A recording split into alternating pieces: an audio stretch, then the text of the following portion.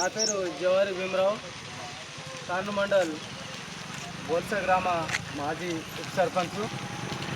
ఈరోజు బోల్స గ్రామంలో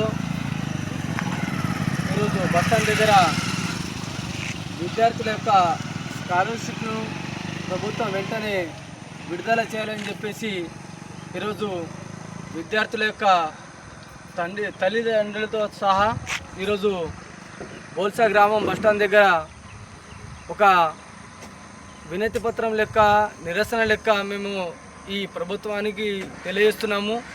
ఎందుకోసమంటే గత కొన్ని సంవత్సరాలుగా విద్యార్థులకు స్కాలర్షిప్ రాక విద్యార్థులు అనేక ఇబ్బందులు పడుతున్నారు.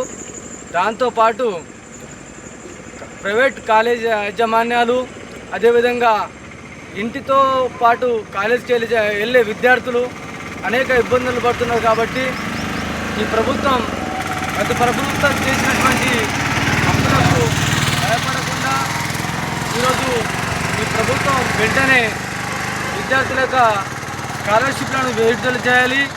లేకుంటే ఐక్య కార్యాచరణ రూపంలో ఈరోజు ఎస్ఎఫ్ఐ, పిడిఎస్యు, ఏఎస్ఎఫ్, అదేవిధంగా ఏఎస్బి అన్ని విద్యార్థి సంఘాలు కలిసి రేపు కళాశాలలకు బంద్ ఇవ్వడం జరిగింది.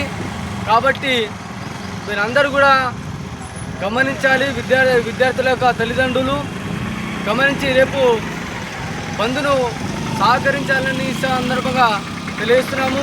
ఎందుకోసమంటే ఈరోజు విద్యార్థులు చదువుకుంటేనే దేశం యొక్క భవిష్యత్తు మారుతుంది. కాబట్టి ఈరోజు స్కాలర్షిప్ విడుదల చేయాలని చెప్పేసి ఈ ప్రభుత్వానికి మేము తెలియజేస్తున్నాము.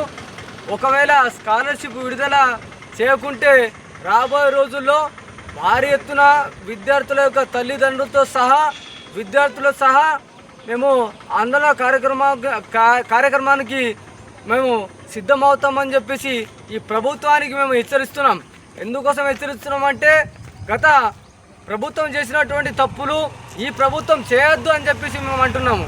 అంతే తప్ప ఈ ప్రభుత్వం పైన ఎలాంటి 2 సంవత్సరాలలో స్కాలర్షిప్లను ఫీజు రీయింబర్స్మెంట్ను విడుదల చేయడంలో ఎట్లాంటి అభ్యంతరం లేదు.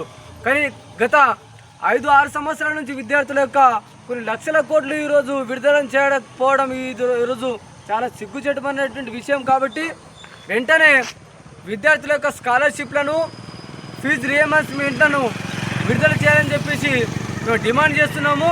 లేని ఏడాది పెద్ద ఎత్తున ఆందోళన చేస్తామని చెప్పేసి సందర్భంగా కోరుతున్నాం మేము.